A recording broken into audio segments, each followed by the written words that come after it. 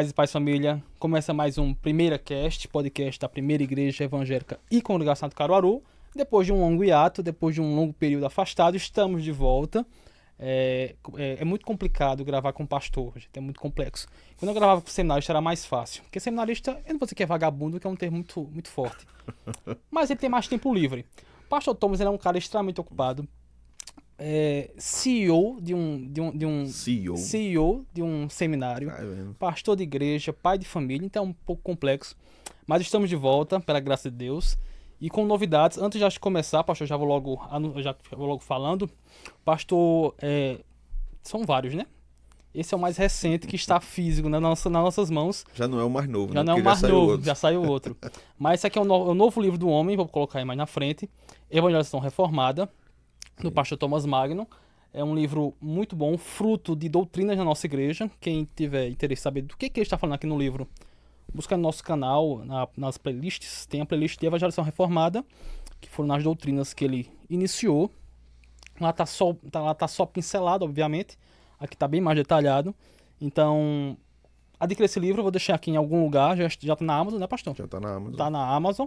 E quem tiver dúvidas, procura ele no Instagram, @ThomasMagnoDeAlmeida, que ele vai dar as devidas informações. Bem-vindo, pastor Thomas, mais uma vez. Obrigado, seu Márcio. Vamos lá. Hoje o tema é... espinhoso. Não é tão leve como os outros, né? Assim, o podcast já falou sobre isso. Um dos vários motivos de já estar aqui é a gente conseguir lidar com assuntos que muitas vezes na igreja não consegue lidar. É um espaço que a gente consegue tratar de forma diferente, né?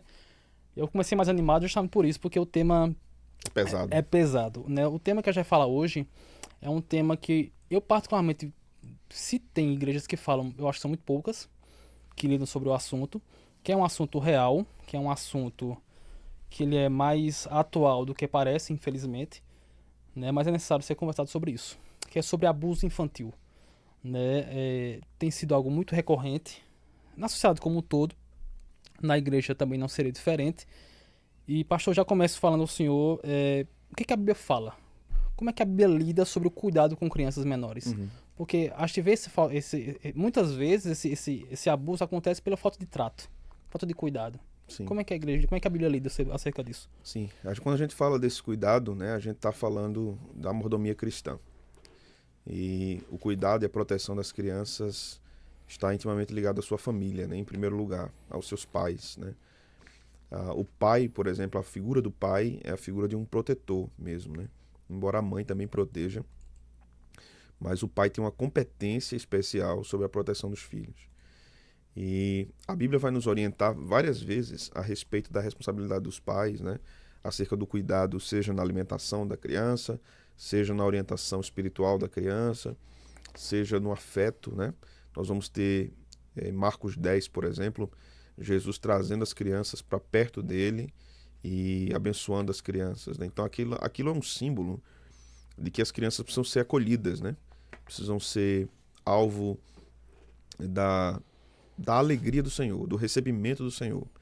Então, quando nós observamos vários casos de abuso infantil, via de regra, assim, quase sempre há uma certa abertura para que isso tenha acontecido. Não é sempre assim, porque às vezes isso acontece dentro de uma escola, às vezes isso acontece em um lugar mais neutro, vamos dizer assim, né, entre aspas, mas em muitos casos isso acontece no ambiente de relações da família. Então, às vezes é um parente, às vezes é um amigo da família que acaba envolvendo a criança num processo terrível de abuso, né? Então, quando a gente fala de abuso, nós estamos falando de abuso físico, estamos falando de abuso sexual, estamos falando de abuso psicológico, né? Nem sempre o abuso físico é sexual. A criança pode ser maltratada fisicamente, mas todo o abuso físico é psicológico, né? E todo o abuso sexual é psicológico e é físico, mas nem todo físico é sexual. É muito complicado porque você vê justamente esse tipo de situação muito recorrente ultimamente, né? É muito difícil até falar acerca disso, é uma questão muito complexa. Eu deixei aqui um texto, né, quando a gente olho para as escrituras falando exatamente acerca disso, Jesus fala sobre o escândalo com os pequeninos. Jesus lida exatamente acerca disso. E o texto que eu busquei está em Mateus 18, verso 6, que a palavra de Cristo vai falar muito forte, né? Que ele diz assim: se alguém fizer tropeçar um destes pequeninos que crê em mim, melhor seria amarrar uma pedra no moinho do pescoço e se afogar nas profundezas do mar. Então Cristo ele adverte de forma bem forte acerca disso, né? Porque quantas crianças, eu recordo até esses mais recentes mesmo, teve um cantor, me fugiu o nome do rapaz agora, cantor gospel que se tornou travesti há pouco tempo, né? E uma das falas dele, no podcast que eu vi ele falando, foi justamente ele dizendo que um dos motivos que meio que tornou ele essa opção sexual foi ter sofrido abuso na infância, né? Isso não foi uma fala dele, já vi outros tantos falando só acerca disso. Como o abuso infantil faz aquela criança, aquele jovem, tomar rumos diferentes. Sim. Essa fala de Cristo, como ela se aplica no contexto atual? Sim. Na lei de Moisés, há algumas leis que contemplam as crianças, né? Então, aquele, por exemplo, que fosse o causador de um aborto numa mulher, ele devia ser penalizado por isso, né? E Jesus está replicando aí o que a lei já ensinava. Então, a criança, ela ocupa um lugar muito especial na teologia das Escrituras, porque através da multiplicidade de filhos, o crescimento da raça, o crescimento da igreja, um crescimento orgânico também, né? Deus vai cumprindo a promessa feita a Abraão, né? De multiplicar a sua semente. Então, quando a criança é injustiçada, quando ela é violentada, quando ela é prejudicada, né? Ela é o inocente que o Senhor irá vingar. A Bíblia diz que a vingança pertence ao Senhor. E diz que aquele que está em estado de vulnerabilidade, né? Como o pobre, como a viúva, como o órfão e como a criança, serão protegidos pelo Senhor. Então, esse é um assunto difícil, porque nós vamos muitas vezes ter que lidar com ele dentro do âmbito da comunidade da fé. Então, pecadores tem em todos os lugares. Então, dentro das igrejas também tem abusadores, né?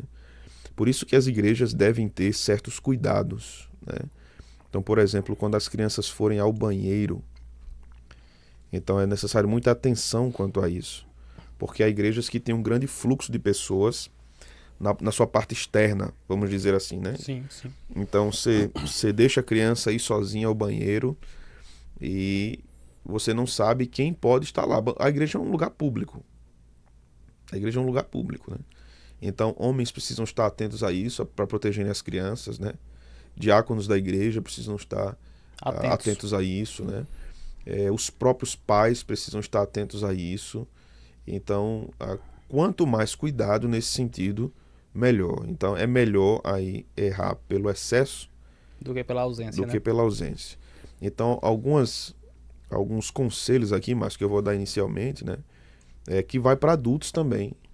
E não só para os pais, né? Mas para aqueles que vivem no entorno ali da família. Então, as famílias devem orientar suas crianças, por exemplo, a não estarem sentando no colo de qualquer pessoa. E adultos precisam ter condição de entender a posição da família quanto a isso também, não é? Porque a proteção da criança é fundamental, porque a maioria dos casos de abuso vem de pessoas que a família confia. Não são estranhos. Exatamente. São pessoas que a família confia. Então, essa coisa de vem cá, senta aqui no colo de tio e tal, os adultos têm que parar com essa coisa aí.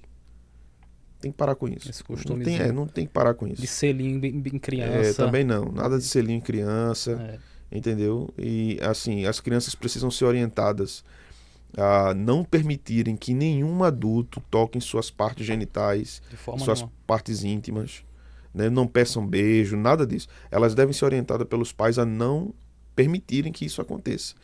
E se acontecer, elas devem, se forem forçadas, devem contar aos pais. Via de regra, os abusadores sempre ameaçam as crianças a não contarem aos pais, porque vão matar os pais, vão sequestrar os pais. Então, o abusador sempre coloca os pais como alvo de sua maldade. Então, a criança, para proteger os pais, não conta o que o abusador fez. Sim. né? Porque teme, às vezes, quando a criança é maiorzinha, né? Teme uma reação do pai, né? Uma reação violenta do pai, aquele mal que foi impetrado à criança. Então, o constrangimento ao silêncio sempre é perpetrado pelo abusador à vítima. Isso não acontece só com a criança. Acontece com mulheres que foram violentadas, acontece com homens que foram violentados também. Que acho que parece que é com mulher, né? Mas com homem também. É muito amplo isso, né? E, assim, infelizmente, este universo do abuso, seja ele físico ou sexual, ele está mais próximo de nós do que nós imaginamos. Exatamente. E está mais presente dentro das igrejas do que a gente imagina, né? Então a maioria das pessoas não fala sobre isso, né? A maioria, inclusive, não fala para o cônjuge. Então às vezes foi abusado na infância, mas tem vergonha de contar ao cônjuge, porque tem medo que o relacionamento se desfaça, que a família se acabe, né? Então esses mecanismos de proteção são válidos, né? E quando é um contexto de família, me parece ser um pouco pior. Eu lembro quando eu estava num contexto de liderança de jovens, na igreja que eu fazia parte, uma jovem, ela relatou até com um testemunho próprio, né, acerca de um abuso que ela sofreu na infância de um tio, né, que a família sabia da situação, sabia que ela era abusada pelo tio, mas pelo tio ser um cara financeiramente abastado, que meio que ajudava a família, e ser policial, havia uma preocupação e um medo, né, acerca de lidar com essa situação. Então, me parece que até no contexto familiar é um processo muito grande, né?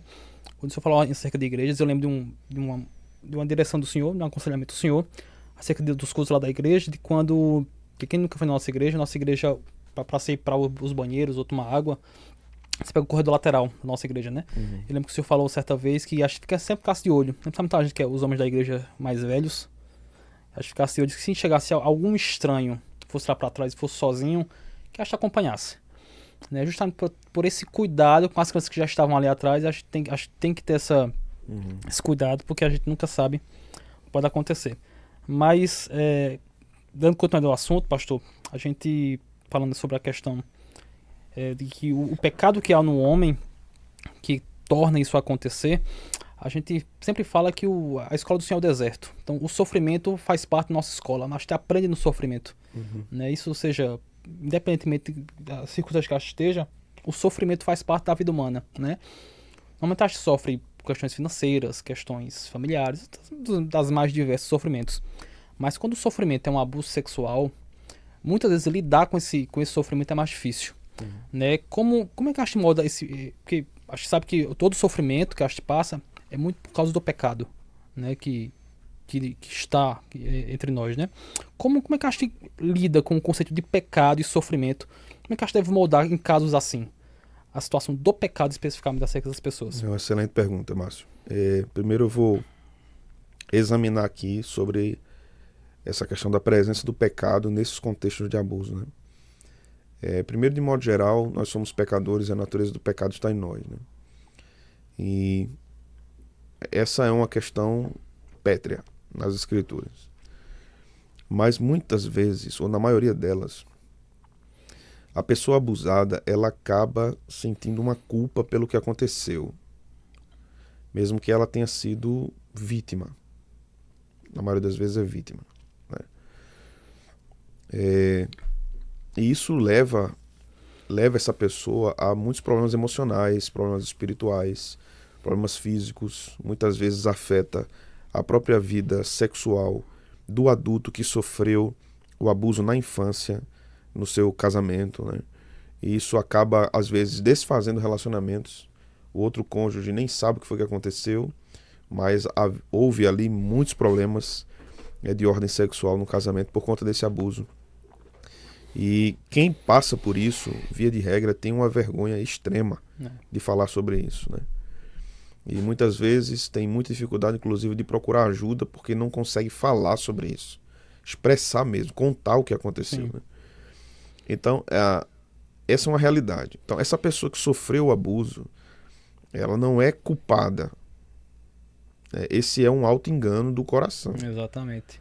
Então, ela precisa encontrar em Cristo a cura para essa culpa. Não estou falando ainda da cura para o abuso, né? Estou falando da cura para essa culpa que ela não tem, porque aí é um auto-engano. Então, Satanás e a nossa carne, o mundo, vão nos enganar de várias formas. E a falsa compreensão sobre quem nós somos é uma dessas formas de sermos enganados. A segunda coisa é considerar que o abusador pecou. Ele violentou, ele ultrapassou um limite que não poderia ter ultrapassado na vida de uma pessoa. Né? Numa sociedade libertina que nós vivemos, como a nossa, né? Isso vai se tornando cada dia pior. Né? Então, homens que desrespeitam mulheres ao passarem na rua, isso não é novo. Né? Então, da mesma forma acontece com meninas. Então, a nossa cultura também vai forjando tanto meninos como meninas extremamente sexualizados, né? Precocemente inseridos no contexto de sexualização infantil, né? De sensualidade, o tipo de música que a nossa cultura fomenta, né? Que leva crianças a fazerem danças obscenas, e muitos pais aplaudem, às vezes colocam seus filhos em cima de palcos para dançarem, para se exibirem.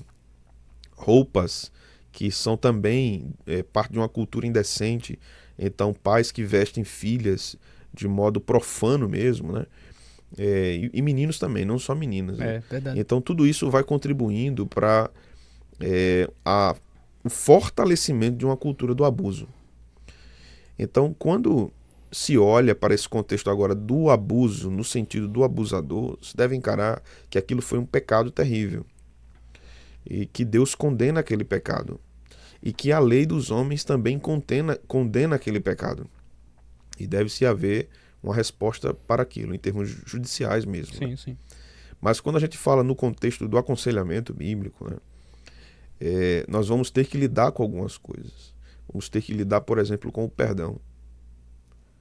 E isso não é fácil. Nem um pouco. Né? Lidar com o perdão para com alguém que foi extremamente violento e prejudicou profundamente sua vida é algo assustador, ter que lidar com isso.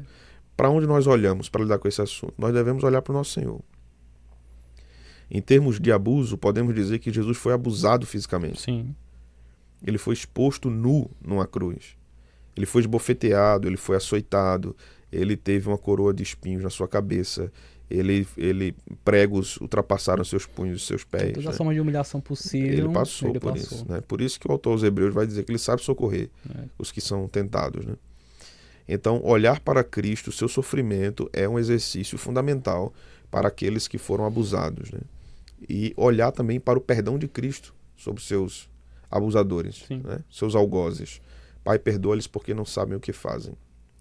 Então, o Evangelho, ele dói,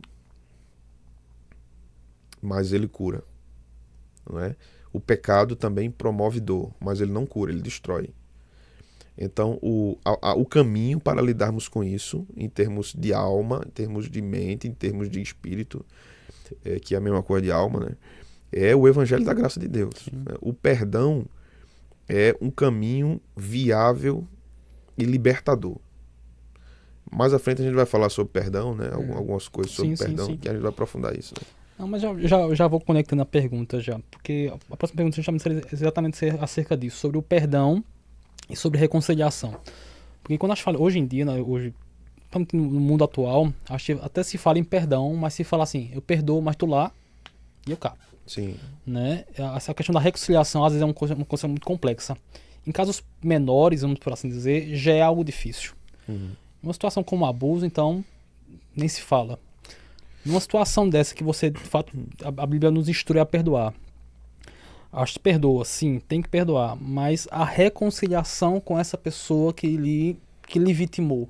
Como é que aconteceria isso? Eu digo isso porque eu sempre uso como exemplo meu irmão Josivaldo. O irmão Josivaldo, ele é do Vale da Bahia Central, e esse caso é público, por isso que eu falo o nome dele tranquilamente. Ele perdeu o pai assassinado.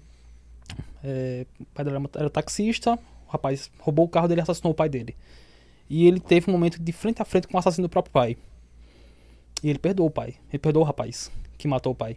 E eu sei que ele perdoou de coração de fato aquele rapaz. Porque outras vezes ele teve a oportunidade de evangelizar, e ele evangelizou em outros momentos esse rapaz sobre o evangelho. Então eu sei que ali houve perdão, de fato, e houve reconciliação, de fato, numa situação de extrema dificuldade, né? Talvez tão pior, tão ruim quanto.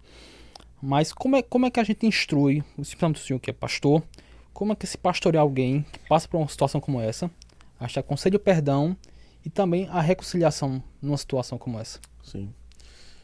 Primeiro a gente precisa entender o que é que a Bíblia nos diz sobre amar ao próximo, né? Sim. Como a nós mesmos. Quando nós falamos de próximo, nós estamos falando de alguém que em alguma medida depende de nós, né? Seja alguém que precisa de um valor para se alimentar, seja um filho, seja um irmão da igreja, seja uma pessoa necessitada de alguma coisa que nós podemos fazer por ela. Então, amarás ao próximo como a ti mesmo. Quando nós estamos falando de um assassino, quando nós estamos falando de um abusador, né, o perdão deve ser dado, porque o Senhor nos ensinou assim, né? Ensina-nos a perdoar como temos sido perdoados, né? Essa é a oração que o Senhor nos ensinou. Mas a reconciliação nem sempre é obrigatória. Então, às vezes você está lidando um caso desse, por exemplo, de um assassino, né? O perdão aí não tem a ver com ter amizade com o assassino. Então, o perdão não tem a ver em você ter amizade com o abusador. Sim. Ou ter uma aproximação fraternal com ele. Não tem a ver com isso, né? Tem a ver com o fato de que aquele pecado que foi cometido contra você não controla mais sua vida. Há um ponto aqui, Márcio, importante, nessa ferida promovida pelo abuso, né? Tim Keller escreveu um livro chamado Perdoar. Eu indico demais essa obra, né? E ele fala uma coisa ali muito interessante, que enquanto o perdão não acontece, o ofensor tem o controle da sua vida. Enquanto você não perdoa, tanto o ofensor como a ofensa que foi perpetrada, né, tem o controle da sua vida. É como um ídolo. Isso também é profundo demais e doloroso demais ouvir. É muito né? difícil.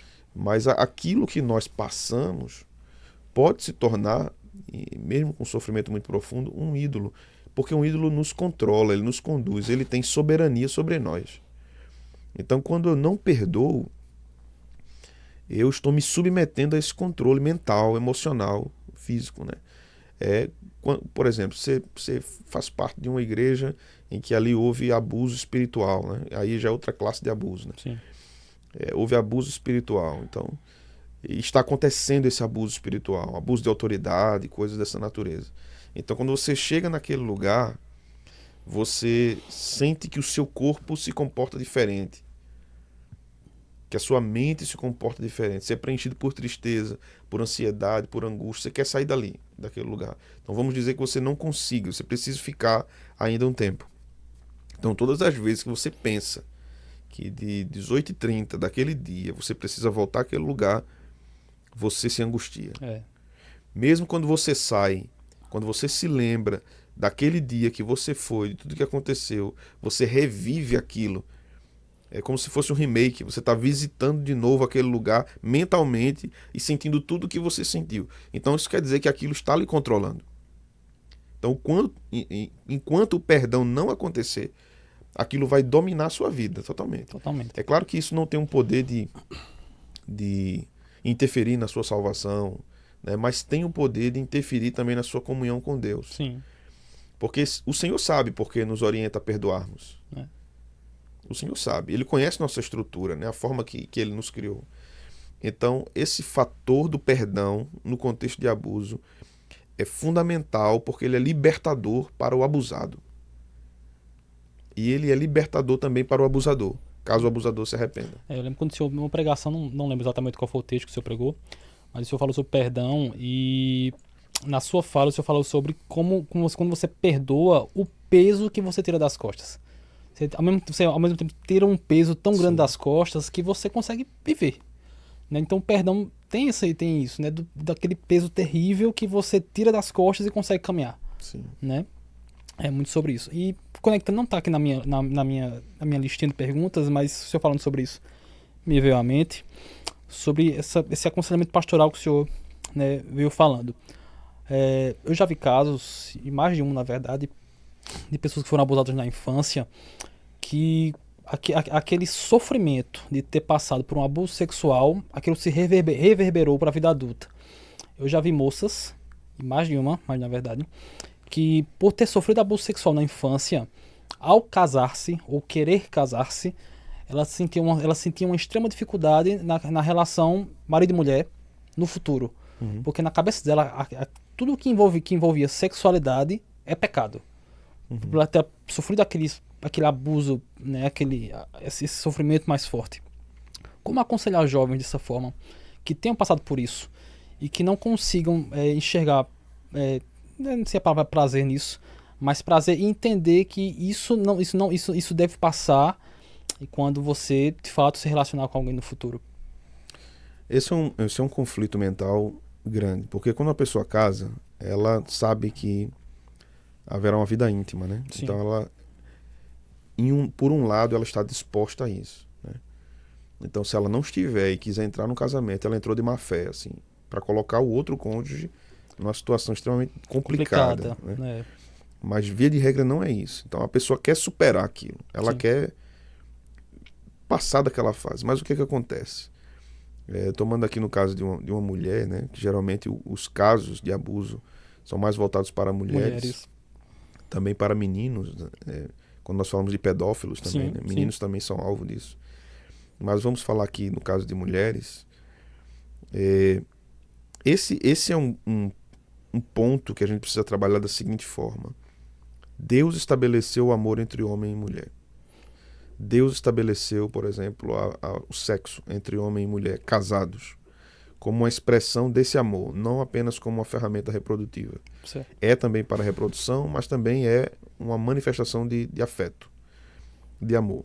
Então, quem passou por isso precisa ir às Escrituras e lutar para submeter sua mente às Escrituras e suas afeições às Escrituras.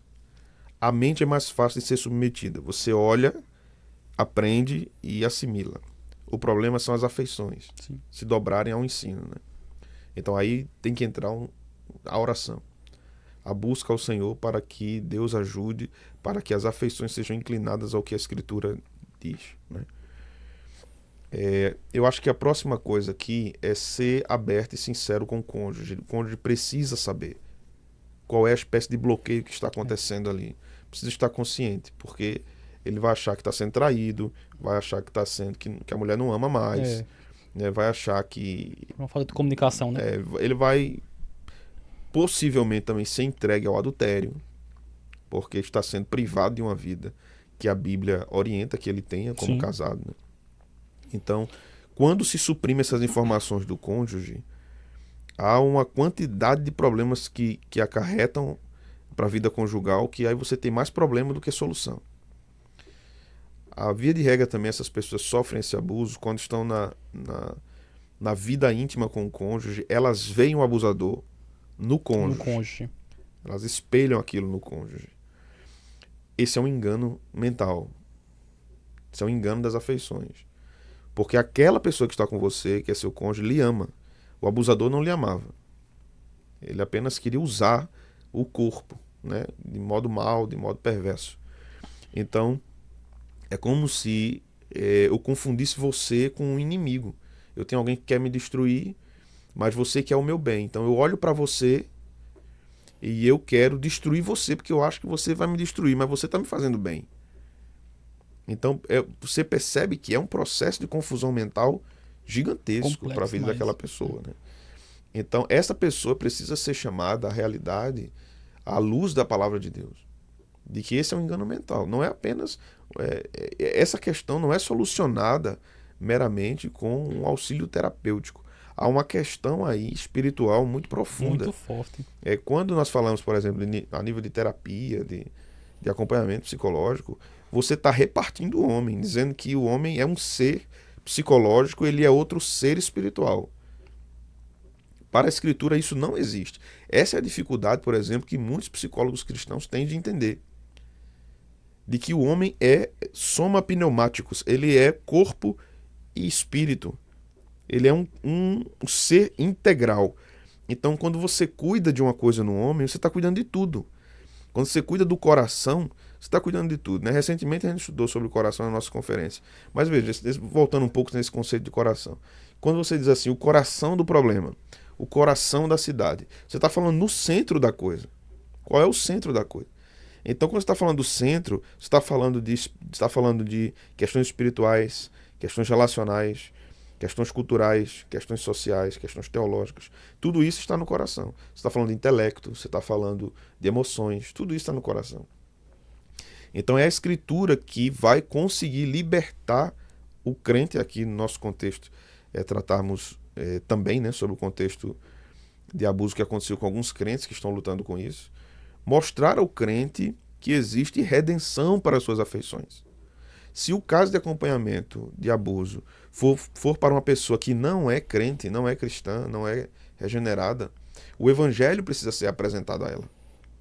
E Jesus, como redentor de toda a sua vida, precisa ser apresentado a ela, né? São questões muito complexas que admiro muito a vida pastoral do senhor, porque não é fácil, não. E lidando com a questão de liderança pastoral, Pastor Thomas, qual a responsabilidade da igreja? Porque a gente sabe que situações como essa são mais, que a gente comentou sobre isso, né? São mais comuns do que parece. Eu vou conectar duas perguntas em uma. Qual é a responsabilidade da igreja em identificar, monitorar situações como essa, dos mais jovens da igreja, e principalmente, o senhor como pastor certamente escuta muito isso nos gabinetes. Deve ter ouvido acerca disso dentro dos gabinetes. Até que ponto o senhor pode denunciar algo assim? Uhum. Eu acho que a psicologia não pode. O que fica ali, fica ali. Mas dentro da ética pastoral, né, que se envolve dentro de um gabinete, onde essa troca da pessoa para com o senhor, e que aquilo tem que ficar ali, e ali tem que ficar, como o senhor escuta isso, recebe algo assim, e até que ponto o senhor pode denunciar, ou então aconselhar aquela pessoa a buscar autoridades e buscar, enfim, sim, a melhor forma. Pastores, padres, advogados, psicólogos, né, médicos, eles têm direito ao sigilo, né, ao que as pessoas lhes dizem. É claro que há situações e situações, né, há questões complexas demais. Por exemplo, de abuso, há casos de abuso que eu já tratei, que a família não queria denunciar. Já vi muito também, já. E me pediu para que eu não me manifestasse quanto ao assunto, né, porque isso geraria um encadeamento de problemas para a família. Problemas na igreja, problemas na sociedade, problemas no comércio deles, né? Então, é complexo isso. Do ponto de vista do aconselhamento, eu sempre aconselho a pessoa a denunciar o abusador. Sempre. Né? Porque é crime. É crime, né? Da mesma forma que charlatanismo é crime, da mesma forma que fake news é crime, da mesma forma que qualquer outro crime é crime. Então, abusar de uma pessoa é você tentar destruir uma parte fundamental da existência dela, né? É você quebrar o mandamento não matarás, né? O abuso é uma espécie de assassinato, porque você desgraça a vida de uma pessoa de alguma forma, né? Você traz um peso, um problema, ou vários problemas ali, em termos de ordem física, espiritual, familiar e etc. Então, eu sempre oriento casos de vítimas procurarem as autoridades competentes. Se um abusador vier me procurar para gabinete, eu aconselho que ele se entregue. Ele vai ser cuidado, eu vou aconselhá-lo também, mostrar o evangelho, tentar levá-lo ao arrependimento, né? Mas ele cometeu um crime e ele precisa ser responsável pelas consequências daquilo que ele fez. Nós não estamos falando aqui do perdão de Deus, o Senhor perdoa, né? Mas nós estamos falando das responsabilidades. Quando nós olhamos para o Antigo Israel, no Antigo Testamento, nós vamos perceber isso. Então, se você fazia um mal a uma pessoa, a lei dizia que você tinha que ser responsável por isso e punido por isso, porque você foi irresponsável diante da lei divina. Então, a lei dos homens é, de alguma forma, quando são justas, né, manifestação da graça comum de Deus e da revelação geral de Deus para conter o pecado no mundo. Então, se nós acharmos simplesmente que não devemos tratar isso de modo mais rígido, vamos dizer assim, né, Qual é a nossa justificativa para tratarmos sobre o pecado? Sim. O pecado precisa ser restrito. Quando a igreja disciplina, por exemplo, um transgressor, quando a igreja excomunga, né, exclui um membro faltoso que não quer se arrepender, então ela está punindo o pecado, de fato, com ordem de Deus. Então essa consequência de atos pecaminosos é prevista na própria Escritura, né? Então a minha posição sobre isso é essa. Perfeito. E um caso, acho que certamente já deve passar isso pelo senhor, de pessoas que lhe procuram, mas às vezes pelo um temor, às vezes até de menores mesmo, pelo temor de falar sobre o assunto, às vezes nem a própria família sabe da situação. É cabível em situações como essa chamar a família, então pelo menos, é porque como dentro do gabinete fica o sigilo entre a pessoa Sim. e o pastor, mas em casos que a família, e aquela pessoa é menor, e a família não sabe, é correto chamar Sim. a família, é correto dizer o que está acontecendo, e é correto aconselhar elas a denunciar, Sim. buscar coisas. É necessário fazer isso. No caso de menores, sim. Totalmente necessário. Né? Porque, na verdade, quando nós falamos de aconselhamento para crianças, por exemplo, né? Para adolescentes, né? Há um comprometimento do conselheiro com a palavra de Deus, mas também há um comprometimento do conselheiro com a família. Sim. Nós estamos falando aqui de pessoas adultas que respondem por si mesmas, né? Mas quando se aconselha, por exemplo, crianças, você precisa também fazer um trabalho com os pais. Na verdade, o caminho mais viável seria aconselhar os pais, para os pais tratarem o caso com a criança. Sim. Mas às vezes há alguma impossibilidade que faz com que a criança tenha mais abertura com o conselheiro bíblico do que com os pais. Próprios pais. Por exemplo, se o caso de abuso foi vindo dos pais, ou de um padrasto, ou de uma madrasta, ou da própria mãe, né, ou do pai. Então ali você criou um cinturão de resistência na mente da criança, porque rompeu a confiança da criança com os pais. Então o conselheiro bíblico pode entrar aí com o evangelho, né? Agora, é necessário, Márcio, que o conselheiro tenha profundo treinamento em aconselhamento bíblico. É justamente o que eu ia perguntar, quais são os maiores erros, no caso de um conselheiro para com um aconselhado. É a falta de preparo. Falta de preparo. Nós não temos bom preparo em aconselhamento bíblico. Há um interesse recente em aconselhamento bíblico no Brasil. Muita literatura tem chegado, muitos congressos, conferências têm acontecido, né? Aqui no nosso estado nós temos uma conferência que acontece em Recife todos os anos, que acontece na Igreja Presbiteriana de Boa Viagem, um congresso de aconselhamento, né? O Seminário Presbiteriano do Norte há alguns anos promovia um congresso de aconselhamento no Recife, mas ainda não é popularizado. Então, o que ficou mais popularizado no meio dos evangélicos sempre foi a busca imediata por terapia e não aconselhamento bíblico. É muito comum, né? Você vê igrejas, às vezes, deixando até a própria Bíblia de lado. Exato. Não, busca terapia, busca psicólogo. Né? E muitos pastores preferindo não tratar esses casos. Inclusive dizendo, isso não é competência do pastor, é competência de um profissional da área de saúde mental. Né? Então, os pastores antigamente eram chamados de médicos da alma. Então, nós fomos nos desinteressando pelas questões da alma, começamos a achar que a teologia é uma coisa extremamente relacionada a uma torre de marfim que não tem a ver com a vida das pessoas e que não tem relação com os dramas das pessoas. Exatamente. Quando nós vamos para a Escritura, nós vamos perceber que teologia é feita exatamente para lidar com os dramas das pessoas. O drama contra o pecado, o drama contra o sofrimento. Então, do começo ao fim das Escrituras, nós vamos perceber isso. Nós vamos ter o drama de Davi, quando perde seu filho Absalão. Nós vamos ter os dramas diversos no Novo Testamento, como a morte de Estevão, que perturbou a mente de Paulo muito tempo. Nós observamos os discursos dele, vamos perceber que ele volta sempre a esse ponto. Há quem crê que o espinho na carne de Paulo é justamente essas dores, Estevão, né? Então, a falta de preparo de conselheiros bíblicos é assim, assustadora. É claro que não só pastores devem ser conselheiros bíblicos. Precisamos de mulheres preparadas, né? Infelizmente, no nosso tempo, ainda nós temos visto poucas mulheres com profundo interesse por teologia. Então, hoje nós temos um ressurgimento de interesse de irmãs, né, por livros que tratam sobre feminilidade, maternidade, essas coisas, que é muito bom. Mas nós precisamos de mulheres que tenham uma profunda e sólida teologia, para que consigam também aconselhar outras. Até pela abertura que ela vai ter, né? Que muitas vezes a abertura que ela vai ter, o senhor como muitas homem vezes não vai eu não ter. Vou ter, né? Quando muitas vezes o caso chega para um pastor, que é conselheiro bíblico, já está em nível hard, meu irmão. Já está no volume 10 da coisa. Né? Não está no começo. Então, há mulheres que são amigas, têm mais proximidade, há uma identificação mais rápida de uma mulher com outra que ensina, né? Inclusive de crianças também, há uma identificação mais rápida por causa daquela figura materna, né?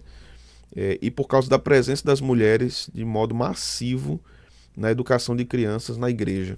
Então nós temos poucos homens trabalhando com educação infantil na igreja, né? Então a figura das mulheres é muito marcante na formação, tanto de meninas como de meninos dentro da igreja. Então há um desafio aqui para que as igrejas se aprofundem no aconselhamento bíblico. Porque a gente vai perceber lá em Colossenses 3:16, aconselhai-vos mutuamente. Isso é uma ordem de Paulo para toda a igreja, não só para pastores. Exatamente. Então é claro que as coisas mais complexas é aquele conselho de Jetro a Moisés. Moisés, as coisas mais difíceis vão vir para você. As coisas não tão difíceis vão ser distribuídas com os anciãos, né? Então a dinâmica é a mesma no autocuidado da igreja.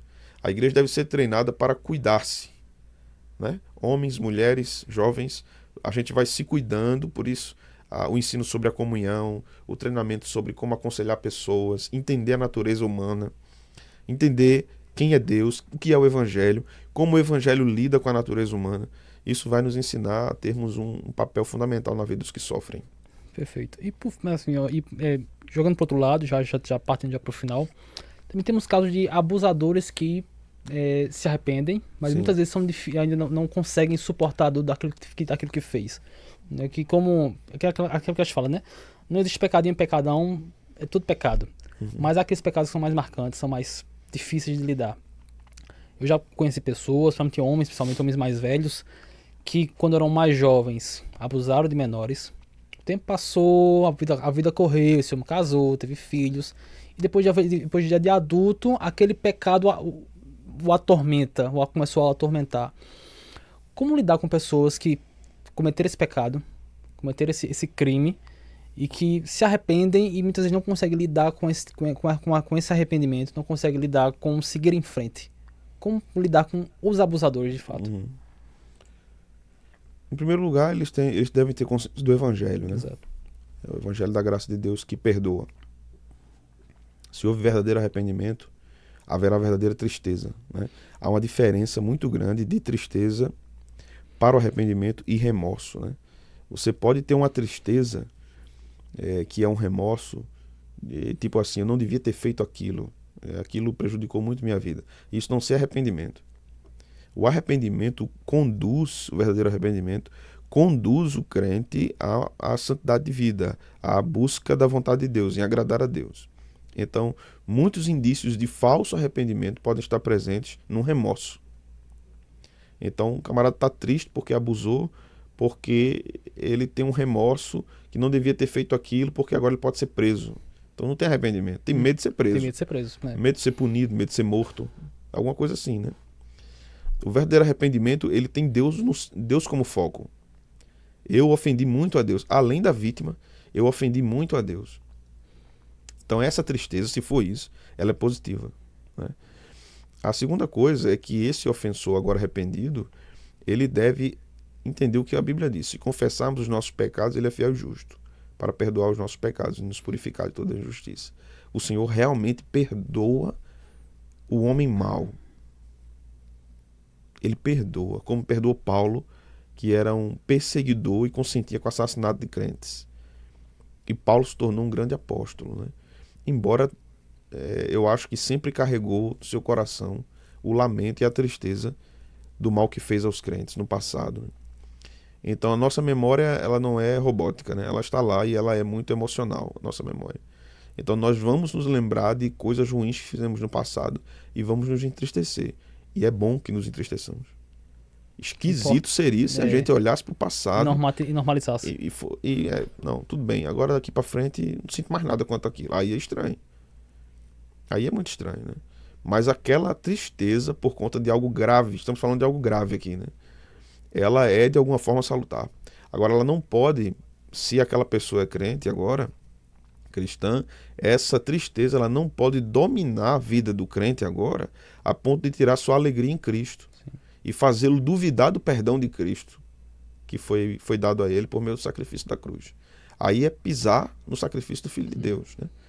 Então, o ofensor, agora arrependido, deve abraçar a graça de Deus, sabendo que ele é salvo por graça, deve se entristecer pelo que fez e deve estar constrangido pelo amor de Deus, né? E seguir sua vida. Perfeito. É isso. É um tema difícil, um tema espinhoso. Se eu achei que não fosse cavucar, achei até mais umas 2 horas de podcast. Mas, por fim, pastor, suas considerações finais, sua palavra final, para que a gente possa, de fato, encerrar. Ok. Bom, se você tem passado por algo assim, como nós conversamos hoje, eu aconselho que você procure um acompanhamento por meio de aconselhamento bíblico, onde o evangelho é apresentado a você, a graça de Deus é mostrada a você e os caminhos do evangelho são de fato suficientes para lidar com as dores de sua alma. Jesus Cristo é o único caminho. Jesus Cristo é a fonte de vida. Jesus Cristo é a água da vida. E ele pode trazer cura e traz cura para a vida daqueles que sofrem. Procure uma igreja bíblica, uma igreja que ensina verdadeiramente a palavra de Deus e que a Escritura é o centro do trabalho, do ensino naquela igreja e do acompanhamento pastoral. Assista também outros podcasts que nós temos gravado e certamente você será muito abençoado. Um abraço. É isso, que Deus abençoe sua vida, que Deus abençoe a todos que estão assistindo. Siga nossas redes sociais, vai estar aqui em algum lugar da tela nossas redes sociais. Siga também as redes sociais do Seminário Jonathan Edwards, quase não sai. Jonathan Edwards, que também vai estar por aqui. Que Deus abençoe sua vida, grande abraço, cheiro e até a próxima.